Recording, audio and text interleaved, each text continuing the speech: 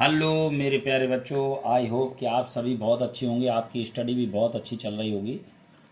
मैं रामरूप सर सफलता coaching classes Lahore से आपके लिए अध्याय 2 मानव जनन ह्यूमन रिप्रोडक्शन अध्याय 2 का लेक्चर 1 पहला क्वेश्चन, जनन तंत्र या रिप्रोडक्शन सिस्टम किसे कहते हैं? जीव के विभिन्न अंगों व ग्रंथियों का वह समूह जो जनन प्रक्रिया में सहयोगी होता है जनन तंत्र या जनक तंत्र कहलाता है। मानव एक एकलिंगी जीव है, अतः इसमें नर व मादा में अलग अलग जनन तंत्र पाए जाते हैं। पहला है नर जनन तंत्र, जिसे पुरुष जनन तंत्र कहते हैं। दूसरा है मादा जनन तंत्र। क्वेश्चन क्रमांक दूसरा है, नर जनन तंत्र का सचित्र वर्णन कीजिए। नर में विभिन्न अंग जैसे वृषण, सहायक नलिकाएं व ग्रंथियों के समूह जो नर युग्मक को उत्पन्न करते हैं नर जनन तंत्र कहलाते हैं। मानव में नर जनन तंत्र शरीर के निचले भाग श्रोणि क्षेत्र में पाया जाता है। नर जनन तंत्र के भाग व संरचना, सबसे पहले होता है प्राथमिक जनन अंग, जिसे वृषण कहते हैं, टेस्टिस। पुरुषों में एक जोड़ी वृषण उदरगुहा से बाहर एक थैलीनुमा संरचना में पाए जाते हैं, जिसे वृषण कोश कहते हैं। वृषण प्राथमिक जनन अंग है। वृषण उदरगुहा से बाहर वृषण कोश में होते हैं, जिससे कि वृषण का तापमान शरीर के आंतरिक तापमान से 2 डिग्री सेंटीग्रेड 3 डिग्री सेंटीग्रेड कम रहता है, क्योंकि शुक्राणु निर्माण या शुक्र जनन की प्रक्रिया कम तापमान पर ही संपन्न होती है। अगला इसके बाद ये अध्याय कितना था? 2। अध्याय 2 के बाद अगला देखिए आपका, इसी में से वृषण के बाद अब शुक्र जनन नलिकाएं। शुक्र जनन नलिकाएं क्या हैं? देखिए आप, प्रत्येक कक्षक की शुक्र जनन नलिकाएं, पहले इससे पहले आपका वृषण का जो शेष भाग है वो और है, उसके बाद आएंगे शुक्र जनन नलिकाएं। ठीक है, देखिए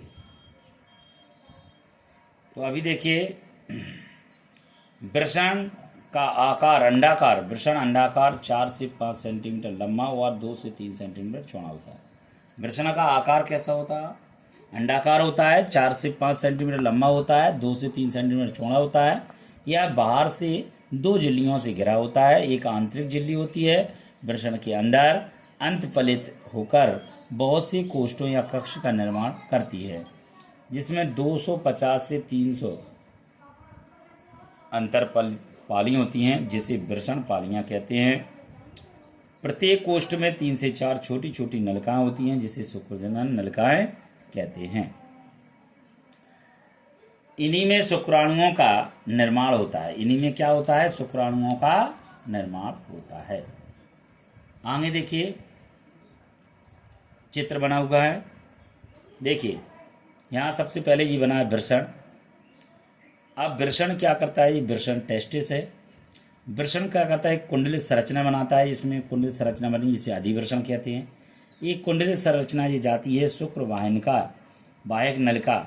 शुक्र वाहक नलिका जाकर के शुक्राशय में मिलती है। शुक्राशय से एक स्क्लन नलिका बनती है।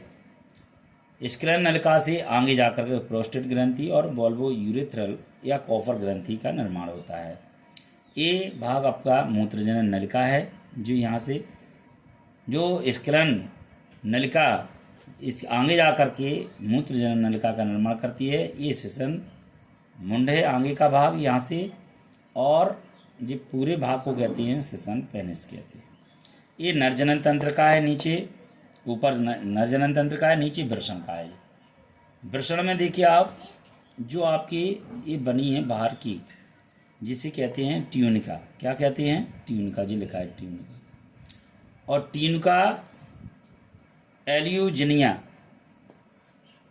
वृषण पालिका, जो अंदर की एक लाइन ऐसी आई है, जो ऐसी लाइन ऐसी होकर के जो लाइन आ रही ना, इसे कहते हैं एल्यूजिनिया वृषण पालिका। ठीक है, तो इसके अंदर ये 2 से 3 से 4 जो पालियाँ होती हैं, इसमें 200 से 50 कितनी हैं? 250 से लेकर 300 तक की पालियाँ होती हैं, उनमें 3-4 होती हैं ऐसी, जिन्हें कहते हैं हम शुक्रजनन नलिका। ये आगे जा कर के वृषण जालिका बनाती हैं। जी 0 0 से बने हुए हैं, ये वृषण जालिका है। वृषण जाल का आगे जान के शुक्रवाहिक नलिकाओं का निर्माण